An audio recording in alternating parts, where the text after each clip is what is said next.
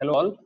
सो आज हम लोग देखेंगे कि मैटलैब में जो एम फाइल होती है या फिर जो स्क्रिप्ट होता है उसका बेसिकली क्या मीनिंग होता है and where do we require this M file and script files. अभी तक हमने जो भी मैटलैब में प्रैक्टिस करी है वो सारा कुछ कमांड विंडो पे करा है और मैंने आपको बताया था कि आपकी स्क्रीन पे जो यहाँ पर दिख रहा है जहाँ पर हम डायरेक्टली कोई भी चीज़ इनपुट लिखते हैं which comes under command window. And if you want to save any your instructions for your future work, then you can write it here in editor part, and these all things will be called as scripting.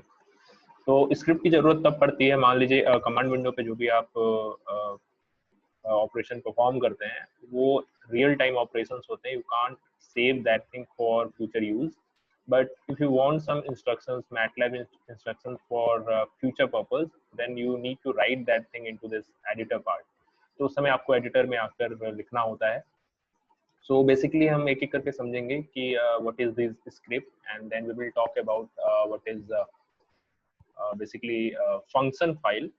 So ये सारी चीजें हमें आज cover करनी है. और जो MATLAB programming जिसको कहते हैं वो चीज़ें यहीं से शुरू होती हैं. अभी तक जो हमने चीज़ें देखी थी, हम ट्राई कर रहे थे कि हम मैटलैब के जो कुछ इनबिल्ट फंक्शंस हैं उनको कैसे यूज़ कर सकते हैं, मैटलैब पे कोई कैलकुलेशन कैसे परफॉर्म कर सकते हैं, मैथमेटिकल कोई ऑपरेशन कैसे परफॉर्म कर सकते हैं. अब इसके बाद जहाँ तक हमने अभी तक स्टडी कर रखी है, अब उस सबको एक तरीके से use करते हुए we are going to write simple programs, and we are going to distinguish between m file and script file. तो सबसे पहले स्क्रिप्ट क्या होती है, पहले इसके बारे में समझ लेते हैं. तो स्क्रिप्ट एक तरीके से सेट ऑफ इंस्ट्रक्शंस होते हैं. तो आप किसी भी टास्क को परफॉर्म करने के लिए मैटलैब को एक तरीके से अपने तरीके से मैसेज कन्वे करते हो. So if you want to do something, if you want to perform something, some calculations, and you need to give some instructions to MATLAB, and the way you write the instruction is called scripts. तो script भी दो तरीके के होते हैं. एक तो script file हो गई. इंस्ट्रक्शन देने के दो तरीके होते हैं. एक स्क्रिप्ट के थ्रू आप इंस्ट्रक्शन दे सकते हैं, और दूसरा एक होता है फंक्शन एम फाइल. तो दो चीजें होती हैं, दोनों में डिफरेंस क्या है वो सारी चीजें हमें कवर करनी है. तो सबसे पहले हम स्क्रिप्ट फाइल के बारे में एक बार डिस्कशन कर लेते हैं. तो ये जो भी चीजें मैं आपको बता रहा हूँ, इसको अगर आपको स्टडी करने के लिए कोई आपको अगर मटेरियल चाहिए तो जो एक पीडीएफ मैंने आपके साथ शेयर करा है, आप वहीं से ये सारा कुछ पढ़ सकते हैं. उसमें आपके लिए जितना इस कोर्स में रिक्वायर्ड है उतनी चीजें गिवन है. So I am covering right now the 4th chapter from that PDF. So script file is an external file that contains a sequence of MATLAB statements. So script file जो होता है एक external file होता है जिसको आप save करोगे. जैसे कोई भी चीज आप वर्ड में लिखते हो या फिर एक्सेल में लिखते हो, उसको सेव करते हो ना किसी नेम से. एग्जैक्टली उसी तरीके से यहाँ पर आप मैटलैब में कुछ सेट ऑफ इंस्ट्रक्शन लिखेंगे, मैटलैब स्टेटमेंट्स लिखेंगे, और उसको डॉट एम आगे जो भी आपका फाइल नेम है उसका आगे डॉट एम लिखकर हम सेव करते हैं, इसलिए उसको एम फाइल्स बोलते हैं. तो मैटलैब की जितनी फाइल्स होती हैं वो डॉट एम फाइल्स होती हैं, और जनरली उसको हम एम फाइल्स के नाम से बोलते हैं. So M file can be a script that simply execute a series of MATLAB statements. ऐसा हो सकता है कि कुछ आपने set of instruction लिख दिया, अभी हम example भी लेंगे, और उसको as a M file हमने save कर दिया. या फिर एक function भी हो सकता है that can accept arguments and can produce one or more outputs. So ये functions जो होते हैं, function क्या होता है, basically function एक तरीके से एक ऐसा tool होता है यहाँ पे MATLAB में जो कि कुछ arguments लेता है. Arguments का मतलब simple input होता है, और उस आर्गुमेंट्स को लेकर आपने जो भी इंस्ट्रक्शन दिए हैं उसके हिसाब से उस आर्गुमेंट को प्रोसेस करता है और आपको सेट ऑफ आउटपुट देता है. फॉर एग्जांपल, आपको मान लीजिए कोई ऐसा फंक्शन बनाना है जो कि आप जो भी सेट ऑफ नंबर्स थे उसका एवरेज कैलकुलेट करें. So you will write some syntax here. Function के लिए क्या सिंटैक्स होता है हम आगे डिस्कस करेंगे, अभी एग्जांपल के लिए आप सुन लीजिए. तो आपने फंक्शन लिखा एवरेज, और उसमें आपने जो भी बॉडी है जिस तरीके से लिखना है लिख दिया. अब जब आप उसको आप सेव कर लेंगे आपके ड्राइव में, कहीं भी वो सेव हो जाएगा सिस्टम में, और जब आप उस फंक्शन को उस नेम से कॉल करेंगे जिस नेम से आप सेव करें, एग्जैक्टली वैसा ही होता है जैसे आप कोई वर्ड फाइल है, आप उसको अगर सेव कर दिए तो जिस नाम से सेव करे उस नाम से ही आपको दिखेगा. ऑब्वियसली अगर आप सर्च करोगे तो उसी नेम से करोगे. तो सेम तरीके से मैटलैब में आपने जो फंक्शन फाइल सेव करा है सेम नेम से, उसको आप ओपन करोगे, ओपन करते ही जो भी क्वांटिटी आपको चाहिए, आउटपुट जो चाहिए, वो फंक्शन के नेम से कॉल होती है। और मान लीजिए आपको 4 नंबर का एवरेज निकालना है, तो आप 4 नंबर लिखोगे, उस पर इनपुट करोगे, और जो आपका मैटलैब है इंटर हिट करने के तुरंत बाद आपको आउटपुट में जो भी एवरेज है वो कैलकुलेट करके दे देगा। बिकॉज आप वो जो प्रोसेसिंग है बिटवीन इनपुट एंड आउटपुट, वो आपने पहले ही जो फंक्शन का इंस्ट्रक्शन है वो पहले ही सेव कर रखा है। So MATLAB will follow that thing. So step by step हम ये सारी चीजें कवर करेंगे। तो स्क्रिप्ट और फंक्शन में बेसिकली डिफरेंस क्या होता है कि जो फंक्शन है वो सेट ऑफ आर्गुमेंट लेता है, और आर्गुमेंट अगर मैं बोलता हूँ तो आप इनपुट समझिएगा सिंपल, और उसका आउटपुट देता है। बट जो स्क्रिप्ट है वो कोई जरूरी नहीं है कि वो सेट ऑफ इनपुट ले। it is not necessary that it require a set of input, but for function it is necessary to provide a set of input. So ये बड़ा ही बेसिक सा डिफरेंस है दोनों के बीच में। आगे हम ये भी देखेंगे कि ज्यादा जो फंक्शन फाइल है उसको यूज करते हैं as compare to script file. So ये सारी चीजें थी। अब हम एक सिंपल स्क्रिप्ट का एक छोटा सा एग्जांपल लेते हैं, और ऐसा एग्जांपल लेंगे जिसमें सारी चीजें आपको अभी तक जो पढ़े हैं वो भी थोड़ा सा यूटिलाइज हो जाए, और स्क्रिप्ट वाला कॉन्सेप्ट भी क्लियर हो जाए। So right now we want to plot, मैं आपको प्रॉब्लम सीधे यहाँ पर शो कर देता हूँ स्क्रीन पर, and for that I will write a command. So ये एक एग्जांपल है, आपको स्क्रीन पे यहाँ पर दिख रहा होगा I hope. Plot the following cosine functions, y1 is equal to something, y2 is equal to something, y3 is equal to something in the interval। यहाँ पे थोड़ा सा इस पीडीएफ में थोड़ा सा मिसप्रिंट है। सो इट इज बेसिकली जो 0 से 2 पाई के बीच में ये तीनों फंक्शन को ड्रॉ करना है। ओके, सो और बाय राइटिंग ए स्क्रिप्ट हमको, और इसको सेव करना है, ये हमारा टास्क है। ओके, सो ये जो एग्जांपल है आपके पीडीएफ से ही लिया हुआ है। I will write this example in the MATLAB and you will see the output. Okay, so ये एक स्क्रिप्ट का एग्जांपल है। Now we will go to MATLAB. तो आप अगर इस समय अगर मान लो आपको भूल जाता है, बाद में जब भी आप इस वीडियो को देखोगे तो इस पीडीएफ का रेफरेंस ले सकते हो। पीडीएफ में जो चैप्टर नंबर 4 है उसका एग्जांपल 2 हम यहाँ पर देख रहे हैं, जहाँ पर हमें 3 फंक्शन को प्लॉट करना है। Okay,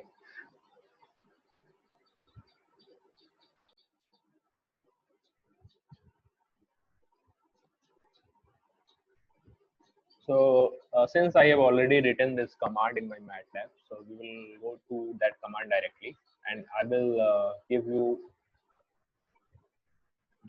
the explanation step by step. So firstly, this is a script. Okay, so initially if you are going to starting a script, you need to give a set of rule to that MATLAB कि आपको ये particular step follow करना है। So हमें पता है कि हमें 3 functions को plot करने हैं। ओके, so किसी भी फंक्शन को या फिर किसी भी ग्राफ को प्लॉट करने के लिए आपको x कोऑर्डिनेट चाहिए होता है, y कोऑर्डिनेट चाहिए होता है, और आप उसको किसी भी 2D ग्राफ में अगर रिप्रेजेंट कर रहे हैं तो x और y एक्सिस में क्या वेरिएबल है ये आपको पता होना चाहिए।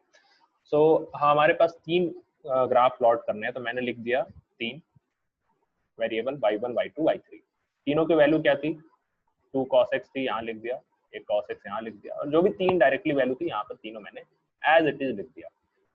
ओके, नाउ अगर आपको कोई भी ग्राफ प्लॉट करना है तो आपको एक्स एक्सिस में रेंज पता होना चाहिए कि कहाँ से कहाँ तक you want to plot that graph. So question में दे रखा है कि we want to plot this graph between 0 to 2 pi,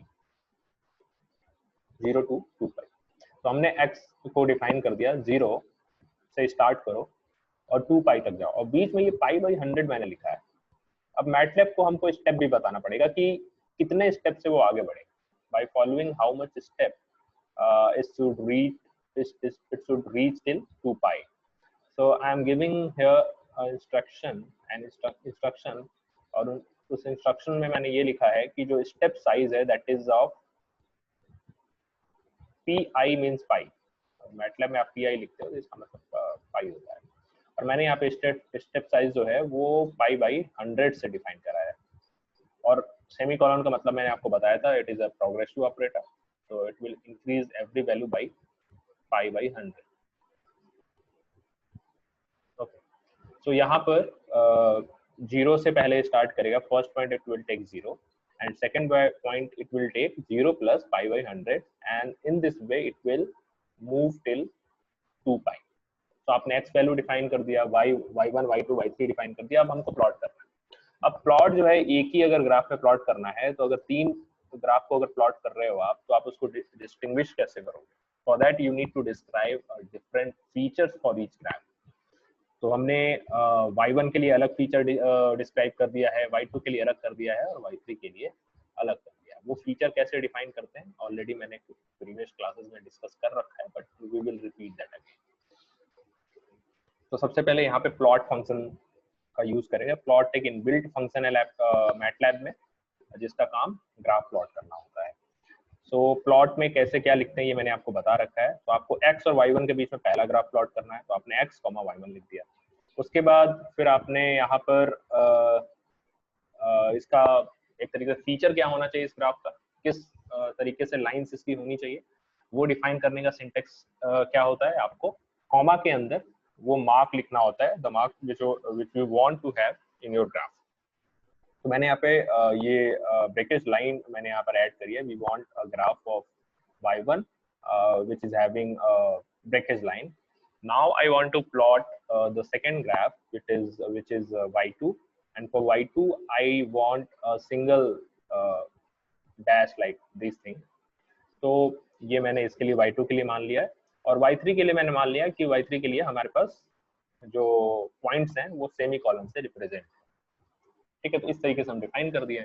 now I want to give the names of X level, Y level.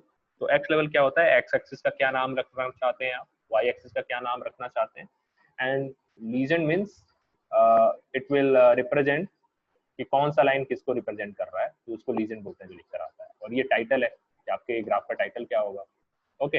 और यहाँ पर आपने एक्सिस डिफाइन कर दिया कि कौन से एक्सिस में कहाँ तक आपको पॉइंट्स शो होने चाहिए। तो आपने लिख दिया कि भाई जो एक्स एक्सिस है, पहला जो भी आप बाय डिफॉल्ट लिखते हैं वो एक्स एक्सिस के लिए जाता है।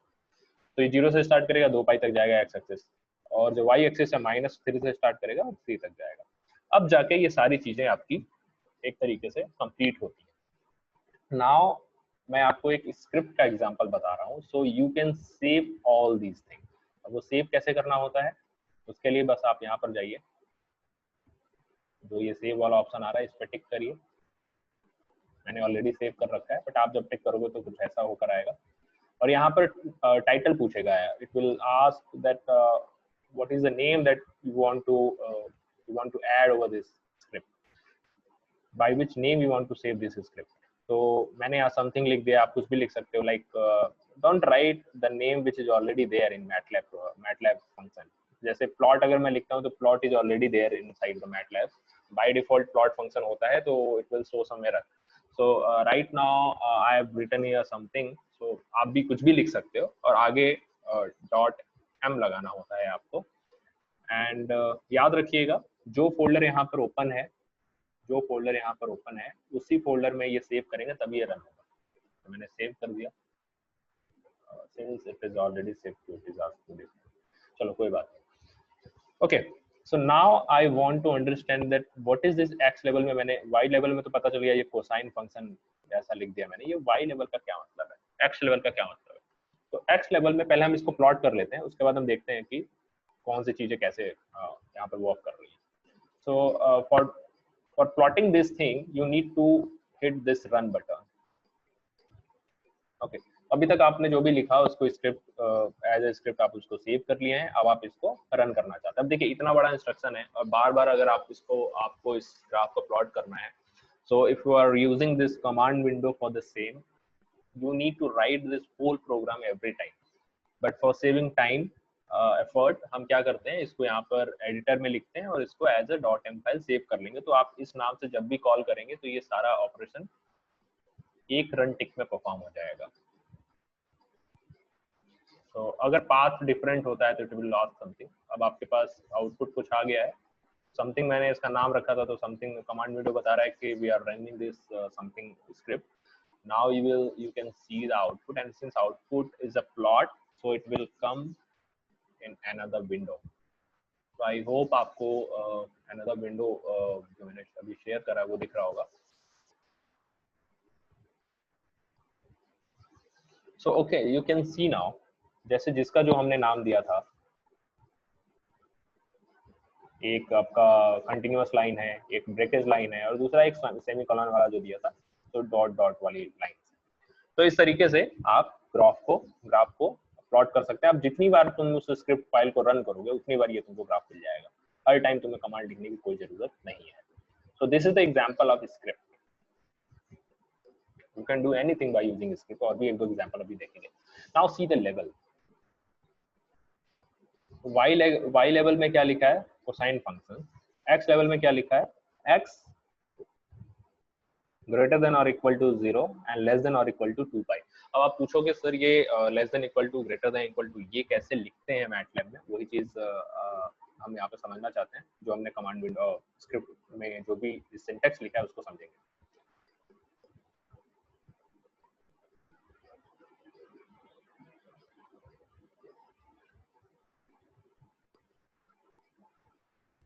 Okay, so we want to see our syntax first. So syntax में x level में मैंने कुछ ऐसा लिखा है. So in MATLAB, if you want to write something you want to write a mathematical expression for this, you want to write x greater than or equal to 0 and x less than or equal to pi. ये आपको लिखना है. तो MATLAB के language में इसको कैसे लिखना है, I am going to show this. तो फर्स्ट ऑफ ऑल ये 0 से स्टार्ट होगा, तो first of all you write 0. Okay, now you want to use this less than or equal to sign, so simply use this backslash, and less than लिखना चाहे तो आप small l use करिए यहाँ पे, और इक्वल टू का भी साइन चाहिए तो eq लिख दीजिए, बस स्मॉल eq. और ये किससे लेस देन इक्वल टू होना चाहिए, x वेरिएबल से, तो यहाँ पे स्पेस लेके x लिख दीजिए. Now next symbol you want again less than equal to, तो फिर लिखिए बैकस्लैश लगा के स्मॉल l, उसके बाद eq stands for equal to sign, l stands for less than sign. अगर यहाँ पर g लिख दोगे तो ग्रेटर वाला सिंबल आ जाएगा. एंड अगेन किससे छोटा होना चाहिए x की वैल्यू, छोटा और equal to, it should be less than और equal to of 2 pi. So pi, sorry यहाँ पर मैंने पाई लिखा है, यहाँ पर आप simple small p and i. So in MATLAB language, the meaning of this syntax would be this mathematical term or mathematical equation. तो यही चीज मैंने यहाँ पे x लेवल पे लिखा है जो आपको ग्राफ में शो हो रहा था. So ऐसा कुछ स्क्रिप्ट फाइल होता है. अभी हम कुछ और एक दो एग्जांपल और देखते हैं.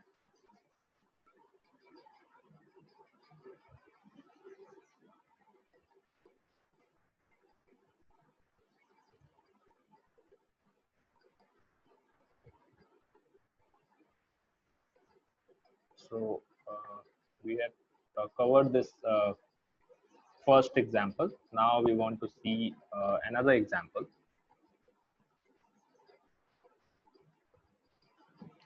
मान लीजिए you are playing a game, आप कोई या फिर कोई आप एग्जाम देते हैं और आप चाहते हैं कि आप ऐसा स्क्रिप्ट लिखें जो कि आप दो जितने भी सब्जेक्ट हैं, सब्जेक्ट 1 2, मान लो 3 सब्जेक्ट है आपके एग्जाम में, और आप तीनों सब्जेक्ट के मार्क्स इंटर करें और जो भी आप सिंटैक्स लिखे हैं ये ऑटोमेटिकली उसका एवरेज कंप्लीट कर लें. ओके, सो जो हमने आपको बताया कि सिंटैक्स में कोई जरूरी नहीं है वो इनपुट ले, बट सिंटैक्स में अगर आप इनपुट यूज करना चाहते हैं तो 3 तरीके होते हैं सिंटैक्स में इनपुट को एक तरीके से यूज करने के.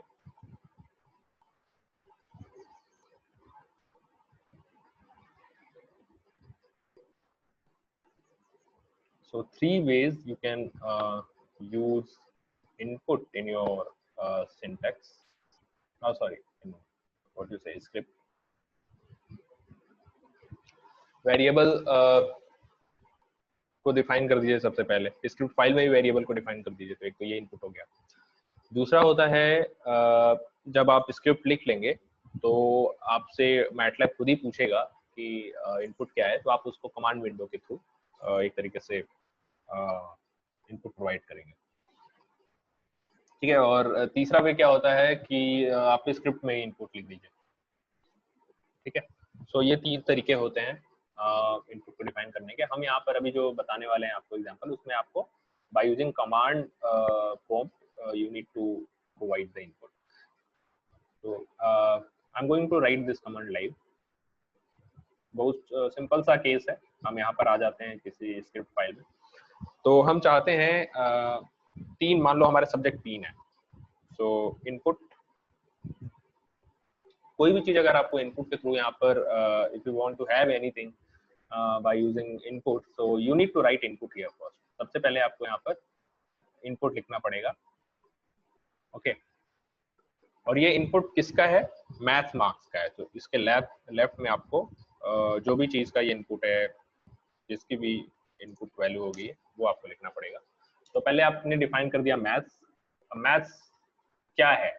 What is maths basically? MATLAB को कुछ नहीं पता है, तो आप मैटलैब के लिए आप यहाँ पर इनपुट स्क्रिप्ट एक तरीके से फंक्शन यूज करोगे। जैसे इनपुट लिखो तो मैटलैब समझ जाएगा कि आप यहाँ पे कुछ एक्सटर्नली कुछ यहाँ पर मैटलैब को बताना चाहते हैं। नाउ यहाँ पर आप लिख सकते हो कि वो इनपुट बेसिकली किसको रिप्रेजेंट कर रहा है।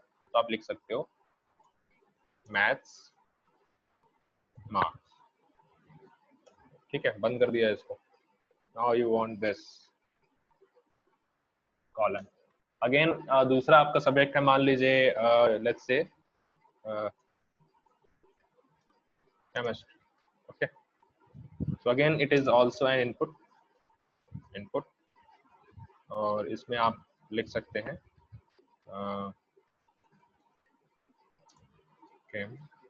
मार्क्स।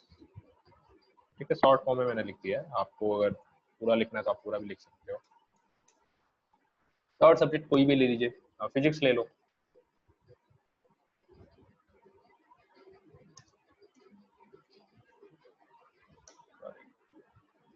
मैंने थर्ड सब्जेक्ट फिजिक्स लिया है एंड फिजिक्स में इनपुट है again it will be marks. और यहाँ पे जो कॉलम के अंदर आप लिखते हो ये बेसिकली एक तरीके से आपको रिप्रेजेंट कर रहा है कि ये है क्या। ओके, सो फिजिक्स मार्क्स।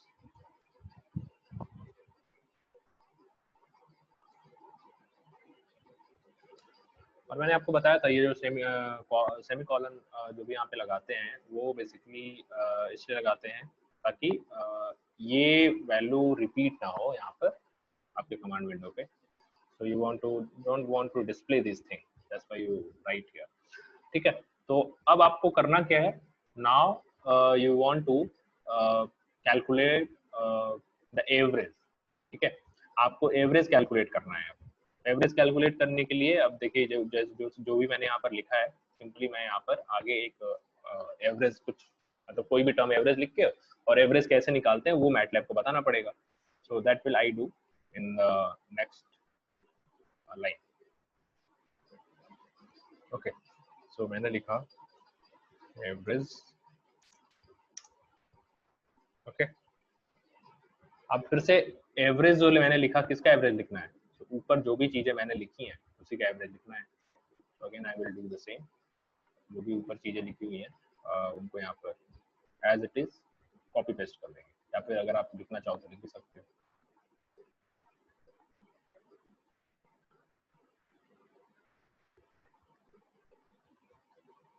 तो देखिए सबसे पहला वाला टर्म आपने लिखा था मैथ्स, तो पहले आपको मैथ्स को लिखना है, प्लस दूसरा क्या ऐड करना है? केमिस्ट्री।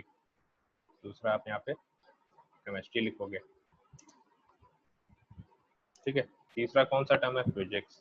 फिजिक्स लिखोगे। और सेम देखना, अगर आप यहाँ पर अगर आप नेम सेम नहीं रखते हो जो वेरिएबल ऊपर डिफाइन करे हो तो मैटलैब को समझ में नहीं आएगा बेसिकली आप किसको ऐड करना चाहते हो। जिस नेम से यहाँ ऊपर आपने डिफाइन करा है, जिस नेम से आपने अपने सब्जेक्ट को डिफाइन करा है, वही नेम यहाँ पे लिखना पड़ेगा। तभी यहाँ पर जो इनपुट करोगे वो चीज यहाँ पर बाय डिफॉल्ट एक्सेप्ट करी जाएगी। Okay, now it should B divided by 3। So this is your script in which you will input the marks of your 3 subject, and this script will provide you output which will be the average of all marks.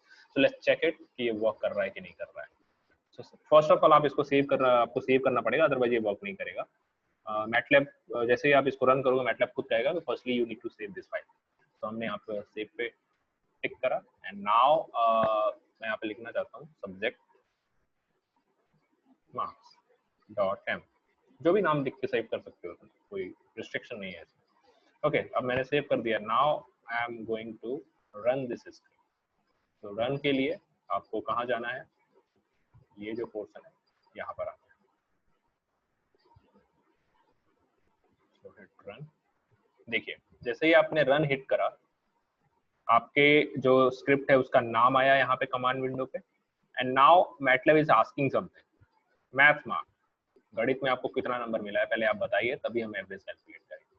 सो आप गणित में मान लीजिए आपको मिला है 10 number, आप 10 बोल दीजिए, फिर इंटर हिट करिए.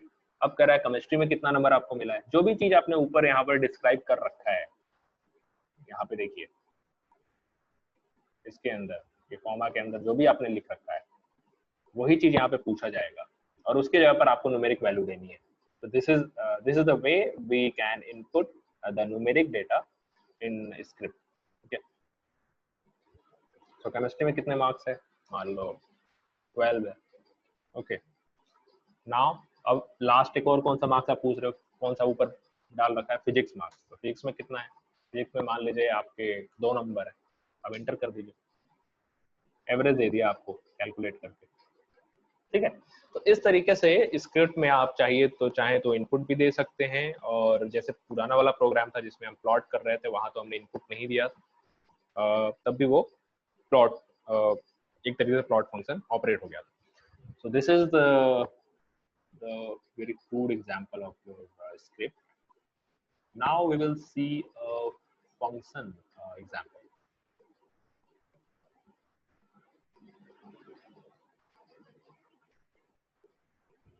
So let's say मैंने आपको बताया था फंक्शन क्या होता है. पहले सिंटेक्स देख लीजिए किसी फंक्शन को लिखते कैसे. तो कोई भी आपको कोई ऐसा मैथमेटिकल ऑपरेशन है या किसी भी टास्क को परफॉर्म करने के लिए you want to create a function. जैसे इनबिल्ट फंक्शन है, जैसे आप सम लिखते हो मैटलैब में, sum 1 + 2 sum 1 2 3 whatever, so it will sum all element. if you write product 1 2 in bracket, it will give you something product of that component, that argument basically. so वैसे ही अगर आप खुद से कोई फंक्शन बनाना चाहते हैं, खुद से फंक्शन बनाना चाहते हैं किसी पर्टिकुलर टास्क को कंप्लीट करने के लिए, कैलकुलेट करने के लिए, तो वो भी आप यहाँ पे इजीली कर सकते हैं. so for doing that you need to write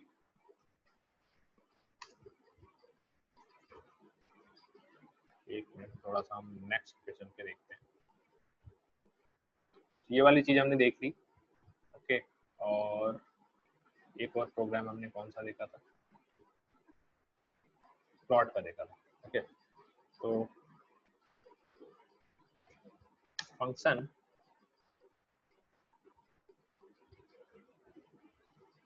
में क्या चाहते हैं हम. फंक्शन में मान लो मुझे कैलकुलेट करना है factorial. So I will right factorial equal two factorial, या फिर लेफ्ट साइड में जो भी आप लिखते हो इक्वल टू का, वो बेसिकली वेरिएबल होता है. तो मैंने यहाँ पर ए लिख दिया. ठीक है, और ये है फैक्टोरियल, और यहाँ पे n. ठीक है. अब फंक्शन में क्या होता है, जो भी यहाँ पर जो आप नेम लिखते हो, this is the function name. ये जो होता है ये आपका बेसिकली आउटपुट होता है. एंड जो यहाँ पर आपने जो भी लिखा है, जो भी फंक्शन नेम के आगे जो स्मॉल ब्रैकेट में लिखा है, this is basically the input. ठीक है, जो इनपुट आप दें, आपको बताना पड़ेगा. कोई जैसे n जो है वो कोई न्यूमेरिक वैल्यू तो है नहीं, ये तो एक अल्फाबेटिकल टर्म है. आपको बताना पड़ेगा व्हाट इज n बेसिकली. और अगर ये n की वैल्यू आप कुछ देते हो, तो ये जो स्क्रिप्ट है वो n का क्या करेगा. So you need to give some instructions here. तो आप लिखोगे बेसिकली जो a है ये होना चाहिए बराबर किसके, प्रोडक्ट के बराबर होना चाहिए. और फैक्टोरियल का मतलब क्या होता है, फैक्टोरियल जैसे आप फैक्टोरियल 3 निकालोगे, 4 निकालोगे, तो 1 से उस पर्टिकुलर इंटीजर तक जितने इंटीजर आते हैं सबका मल्टीप्लिकेशन होता है. So factorial is simple. If you want to calculate factorial 3, so it is equal to 1 multiplied by 2 multiplied by 3. So this is the factorial actually.